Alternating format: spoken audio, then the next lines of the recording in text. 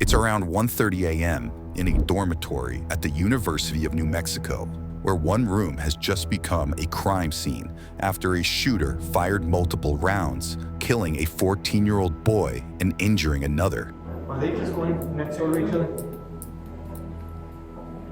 I thought you better go one side. Yeah, that's what I thought.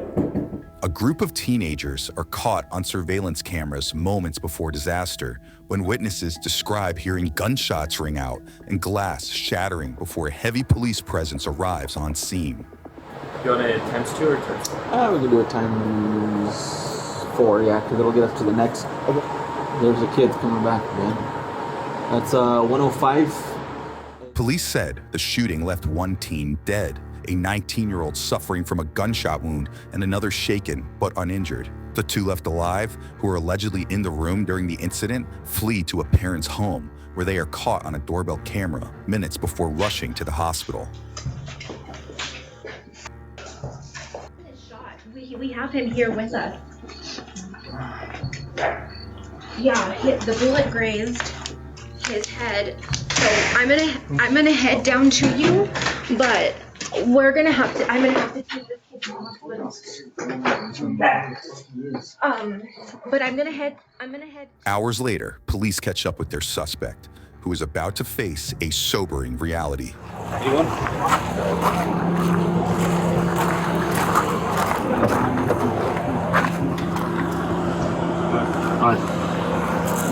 Police identify the suspect, seen here, as 18-year-old John Fuentes, who was the subject of a manhunt after he said he retreated to a family member's home following the shooting.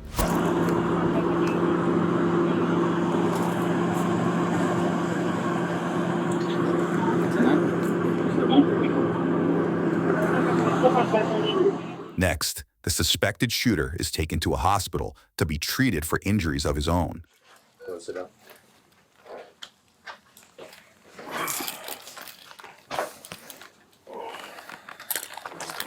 Stay with my jacket. What's up? Well, not much is going on. We'll talk about it. Alright, I'm back. I'm gonna talk to the officer first and then we'll talk, okay? Alright, this one's bad officer. So when we got to him, he had cuts on his wrists. He was involved in the shooting at UNM. Okay. So yeah, he has deep cuts. We're thinking it's from him breaking windows Okay. with his fists, and that's how he sliced his arms. Bringing him here because, yeah, EMTs did check him out, Okay. but I saw as he was in the holding cell, he was still bleeding, you know, so I want to make sure that, Good check out. yeah, everything's clean and ready to go. Once clear from the hospital, John is taken to the police station to be processed before detectives arrive to question him. I do open your mouth. You're gonna rub the inside of the cheek, okay? And we'll do this.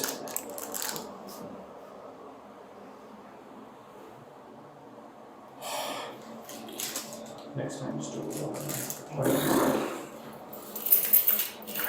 Just so you know, we do have a search warrant for your DNA and the photographs. Cool. Alright. How's it going, man? Thanks, bro. How you doing, man? Decent, and you? Yeah. I'm Agent Donis with the New Mexico State Police Investigations Bureau. Double Cornicle State Police. Your name is John Fuentes, correct? Yeah. Okay. So we're just here to talk with you about what happened, just to get your version. Right. We don't want other people speaking on your behalf. What brought you to UNM? Usually I just go hang out at the dorm, and we just hang out, watch movie, or not movie, but like play his PlayStation or whatever, and smoke like marijuana, nicotine, like what everybody does. And then I remember he wanted me to come because this is gonna be his last like semester or last year, like couple days, and he's like, let's take, what is it, acid tabs, and then I don't know, I was keep telling him nah. Like he wanted to take it with some cocaine, and I remember I pull up, and he had his gun with him, and then I remember came by and brought more cocaine so we could try it. And at the time, I remember I took like me and took like a thing of what is it, acid, and then I remember peer pressure me, take another line, and I remember to the point where I couldn't even think. I remember I just remember blacking out, and then I remember I just wake up like I'm on top of a roof. I'm like calling my brother. I'm like, what just happened? He's like, where you at? I'm like stuttering. I was like losing my mind. You heard that right. John says he, quote, blacked out after a night of heavy drug use and drinking before continuing to recount his nightmare scenario. I don't even know what happened. That's whenever I went to the parking lot and I was trying to look for help. And that's whenever I found some people. And I was like, hey, can you guys help me? I was like, here, I don't care about the gun. I was like, here. I threw it on the floor. I was like, send help. I was like, I'm bleeding. Please, I don't know what's going on. And then they just like drove off. They're like, what the hell? But I don't blame them. But yeah, I remember just after. Yes, please. Sorry to interrupt. Go ahead. Yeah, okay. And then I remember just completely blacking out. And then I remember whenever I was on top of the roof, I just remember I had this Glock 19 on me, and I was just like out of it. I didn't even know where the heck I was at. And that's whenever I was like calling. I didn't even know where I was at. Like I was like, I remember I kept calling my dad. I was like, I think I got laced or something. I was like, I'm on top of a roof on UNM. I was like, I think I just shot 2 people. I'm like, I'm losing my mind. I remember I was just running to like the UNM. I remember it was just a bunch of UNM cops outside. I was running. And I remember I went like this. I was like, help. I'm bleeding. I don't know what's going on. I'm like, I can't control. And then I remember just seeing, I didn't even know it was just my uncle's truck right there. I didn't even know if it was him. And thank God he saved me. He was just like, yeah, hop in. What's going on? And like, he thought I got like trumped, and because I told him, I thought, I don't know, there's something in the cocaine, or I don't know. What I kind of remember was just glass breaking. I remember, and just full sprint running, just out of breath, going, just like, yeah, like, I don't. John tells investigators he remembered running and holding a gun before he was picked up and ushered away from the scene. But next, investigators want to know how he learned the outcome of the attack. And then I remember my mom went to go like peep out the scene, and then she tells me the whole news is there, and that she looked on the news and one's injured and one's deceased. And that's when I just started losing my mind. I was like, I couldn't believe what I did. Just like Rambo, jumping out, and then just like, I remember I looked at my pants and I had a 19, and then that's whenever I went to the parking lot near my car, and I was like literally just looking for any cop I could find to help me, like help. And then that's whenever I ran into those people, and I was like, help. And then they were like, I pulled out the Glock, I literally threw it in front of me. I was like, please help. And then they were like, they just drove off, yeah. But that's literally all I remember. And But I remember just looking around like, what the actual hell? What did I take? I kept telling my dad, I think I got laced. I think I got laced. UNM, come out.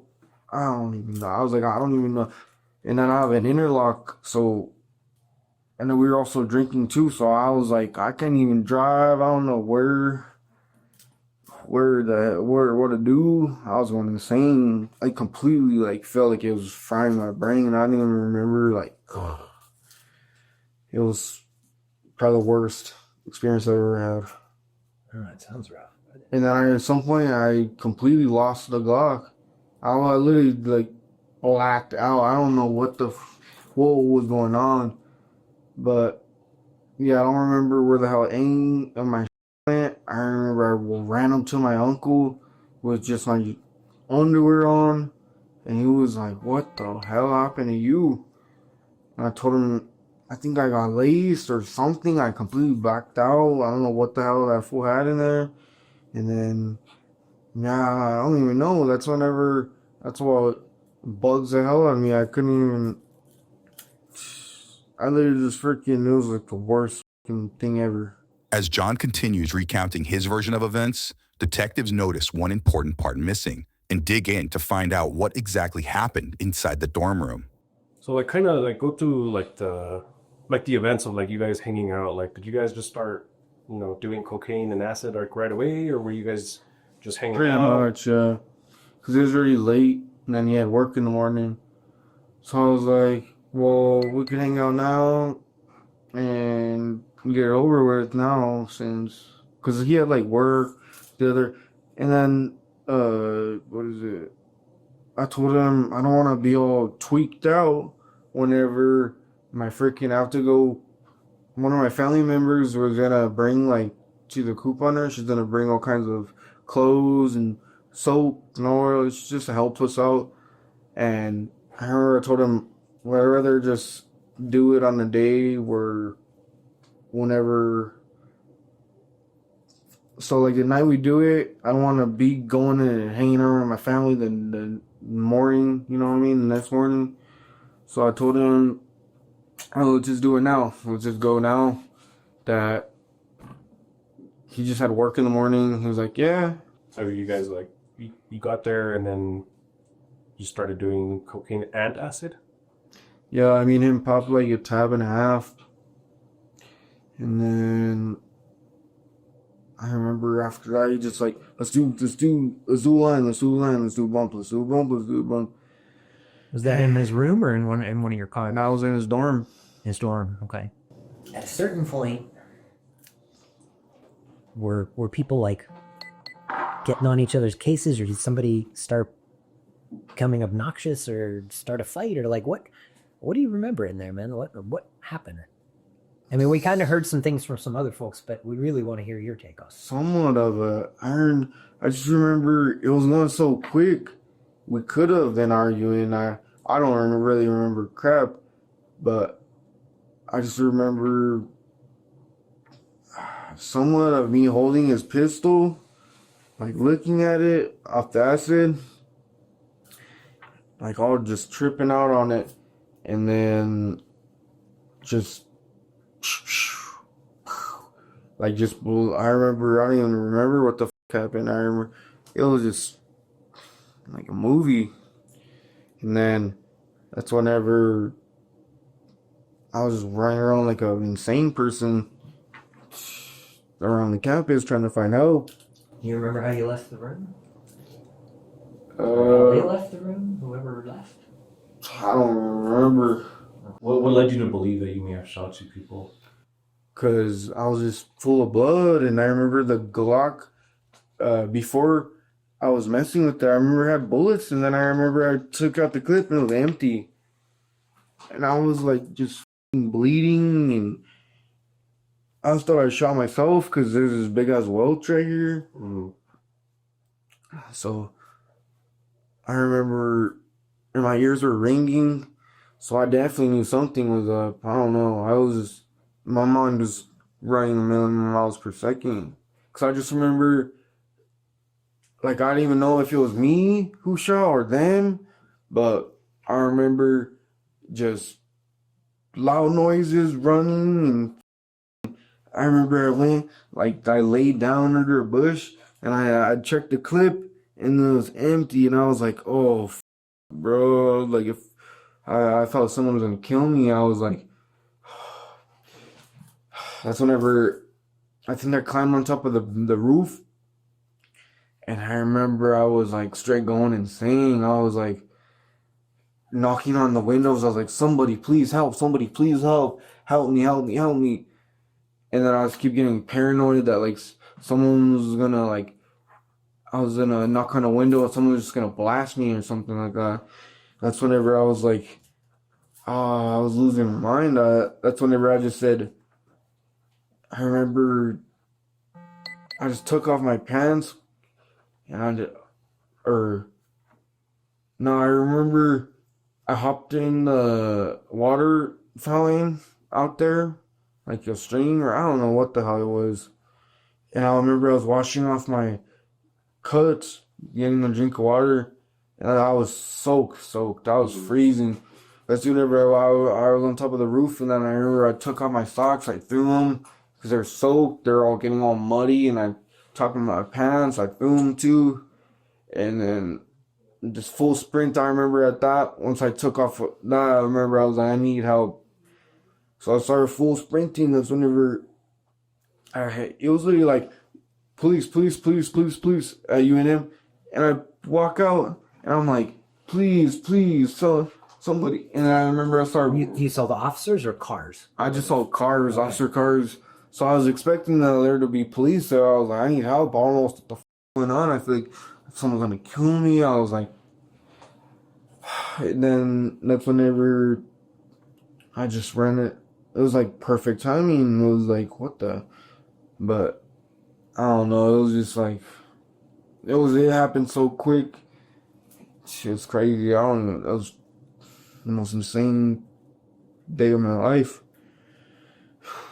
Now, detectives ask John again whether there was an altercation in the dorm room before revealing who was killed in the incident. We were watching, I don't know, it's hard to say. We could have been arguing. I mean, that's why I was almost like, you could ask what is it, his little brother or something. But I don't know, we could have been. I just remember completely blacking out. I don't even remember, just running in full speed. What's his little brother like? Does he talk to you, or what's he? I don't know. I don't think his little brother's doing any of the coke though. That's the thing. Or I think he did some. I don't know.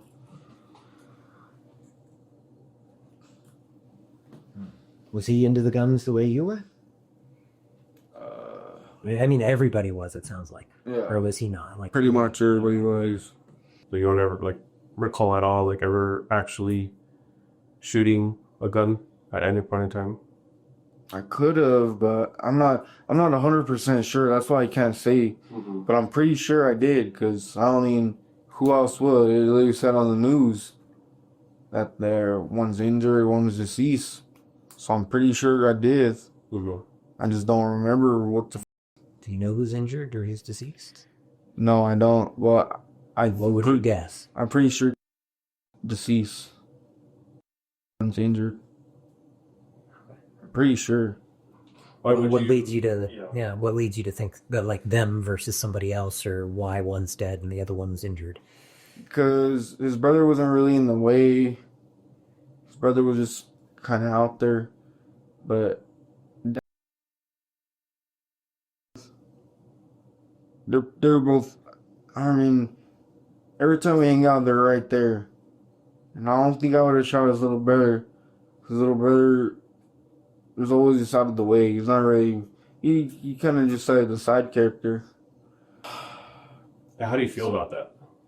Horrible. I remember I was literally going insane in my room, like crying, and I didn't know what to do because my brain was still off the acid. I was like, I can't go to them now. I can't turn myself in. I was like, I need to wait till I get sober or something. I was like, I was literally going insane, and I remember I was like, I couldn't handle it. And that's whenever my grandma was just like, I'm gonna just spend the last time with you, get you something to eat, try to chill you out, try to detox your mind, and then we go turn yourself in. 'Cause at some point, I told her I'm gonna have to. I was like, either if I don't turn myself in, they're gonna find me. I was like, there ain't no doubt about that. So So do you want us to tell you who was injured? yeah, I mean, I'm asking. Do you want to know? yeah. Okay. So the little brother, he's 14 and he's dead. What? And then injured, but not seriously. It's not. What? I must have blocked. Oh, what the fuck? I'm sorry.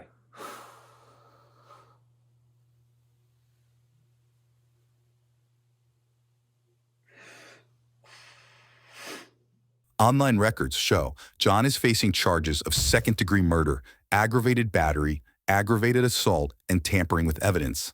2 other teens are also reportedly facing charges connected to the deadly incident, including 19-year-olds Zion Miera and Daniel Archuleta, who both face charges of tampering with evidence, drug possession, and contributing to the delinquency of a minor.